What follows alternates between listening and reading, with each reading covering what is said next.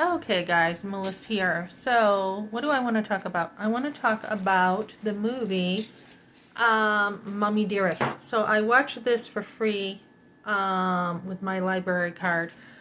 And it's tempting for me to be like, oh, I'm just wasting my day watching TV because I don't watch a lot of TV. It's like a treat to me. And I haven't watched a movie, an old movie, in a long time.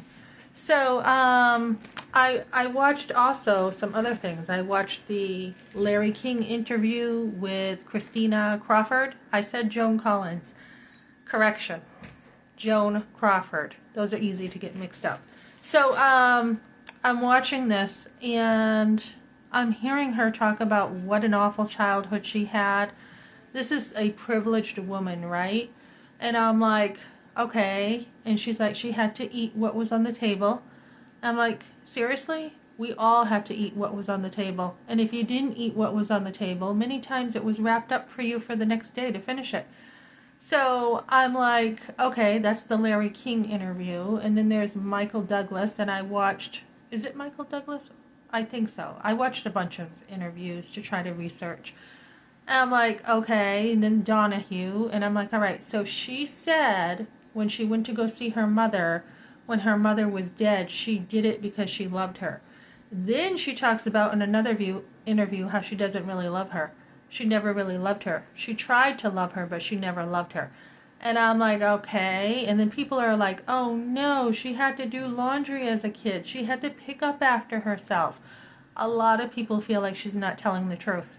So then I looked at the twins.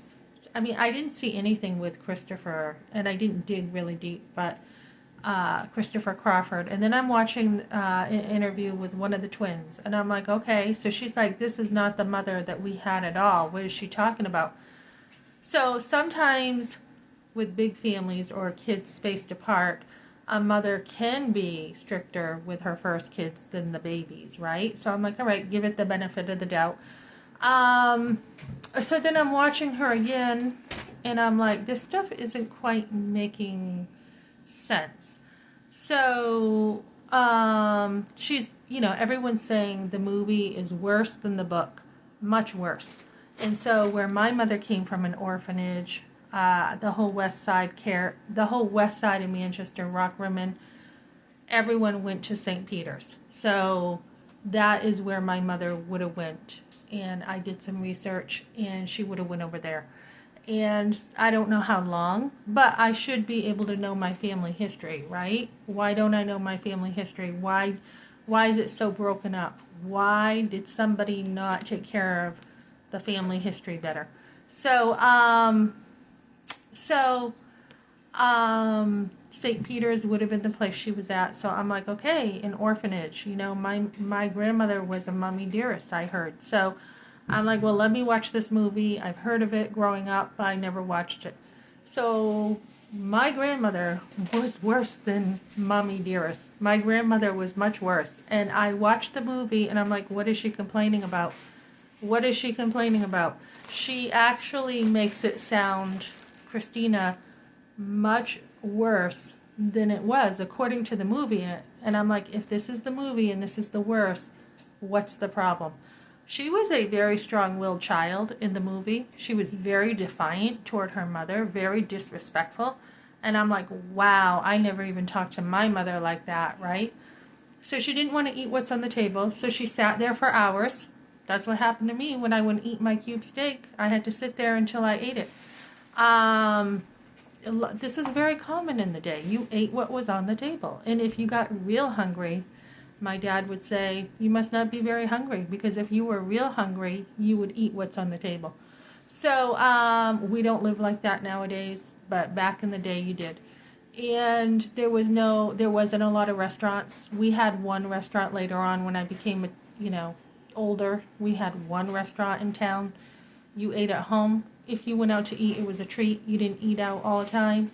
And you didn't eat until your mother cooked. You didn't go in the refrigerator and help yourself. You didn't do snacks. 3 meals, and you were out all the time. You ate at school, your lunch, and then you ate after you played outside. You were called in, you ate your dinner, then you go back outside and play. Find something to do, right? Or go play with your cousins. Go play in the neighborhood. Go find something to do. So we lived in a different generation back then, and this is where I have a problem with the movie, because it was just taken so out of context from that generation. So in another part, she gets in trouble for putting wire hangers, she says, on her clothes. I don't think it was the wire hangers. She got a good old-fashioned spanking with those hangers, with the hanger. And I think the problem was she wouldn't listen. She was very defiant. She would not listen. And then I'm trying to think of another accusation she said about her mother. Oh, the floor. Yeah, the floor wasn't clean. She was telling her she cleaned it. She already knew how to clean it. She didn't clean it. Yet she was young. So that was, you know, I think Joan Crawford was probably a little too rigid with some of her rules, but she also expected excellence. Not that I was like that strict with cleaning, because I have never been that strict with cleaning. Now that I have a cleaning business, there are people very strict with how they want things clean. So, and then I'm trying to think of the other accusation. She was very doting on Christina. She brought her beautiful dresses. She brought her everything. She said, I'm going to give you the childhood I never had. I think my mother did that with me in many ways. She gave me the childhood she didn't have, and I so appreciate that, especially after hearing how poor people were in Rock Rimmon. Very poor. They had to put mattresses down, you know, at the apartment, a 2-bedroom apartment, put mattresses down when you have more kids. So they had no food, they had nothing. And so I am very humbled and broken today thinking about how much my mother went through growing up. It doesn't justify an abortion, not at all, but it's understandable. So, yeah, I mean, why would you want to bring kids into the world when you know, that type of thinking, when you have gone through something like that?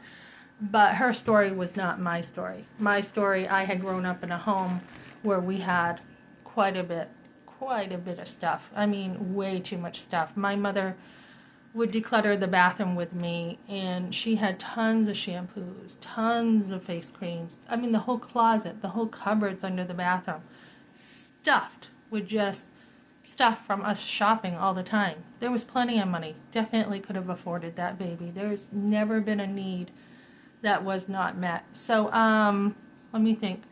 Okay, so in the movie, Christina goes on TV and says, my mother actually strangled me and tried to kill me. Well, I think it pent it up for her, for Joan. They had gotten into a verbal fight. Her daughter was disrespecting her on the movie so bad. And Joan had slapped her across the face a couple times in the movie to straighten her out. And you didn't talk back to your mom. I'm sorry, but you better respect your mom when you were growing up in that age. And if you didn't, look out. I had a friend who called her mom a swear once. I couldn't believe it. I stood there in shock. And she kind of took it. The mother took it. And I'm like, are you serious? I would have been killed for saying that to my mother. I had a couple friends who called their mothers names. And I was just in shock. So, you did learn how to respect your older generation back then. And you didn't talk back to them. And if you did, expect a whipping. Expect it. You did not do anything that, you don't say a word. You actually take crap instead of saying a word. So her mother did attack her, and they did fight, and she did get her on the floor and was strangling her in the movie.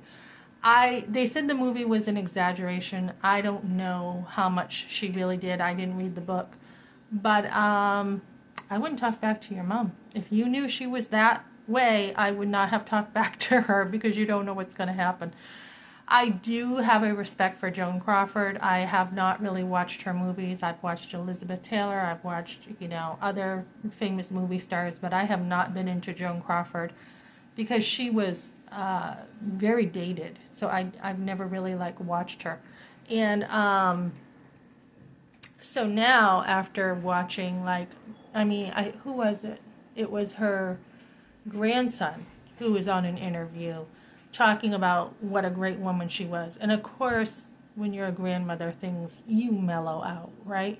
So, but now that I have seen the other side of the story, I am comfortable watching Joan Crawford's movies. I was like, do I even want to watch her movies hearing about this? So, of course, the media sensationalizes everything.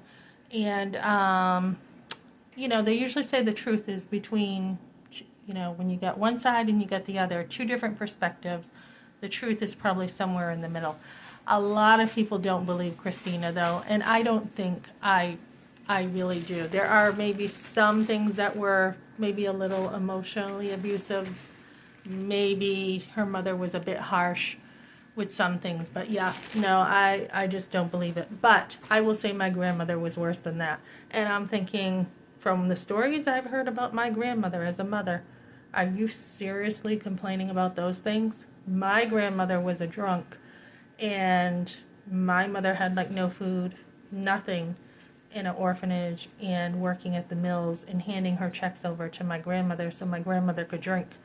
This is nothing compared to what real life is like. So when it comes to abortion, I think we can understand. We can understand it. It's not right. There are a lot of mothers and daughters who have had, my grandmother and mother, very painful relationships. And there's just too much that happened that they can't really mother their daughters because they have too much to deal with, too much to process. I mean, how could my mother have had time to teach me things when her mother had to still be taken care of? So we don't want to be too judgmental, guys, with girls who have had abortions. We just don't. We don't know what they've been through. We don't know what their mothers have been through. So that's what I got for today. Thanks for joining me, guys.